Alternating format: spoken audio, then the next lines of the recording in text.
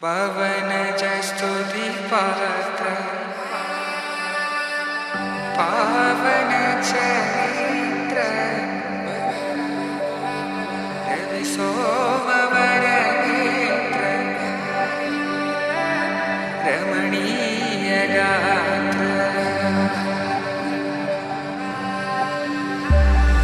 సీత కళ్యాణ వైభోగమే రామ కళ్యాణ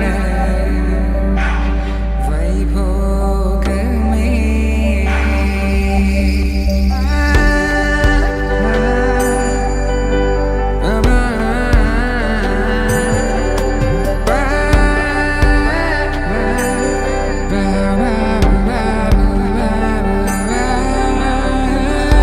శుభం మనీలా అక్షింతలు అలా దీవెనలతో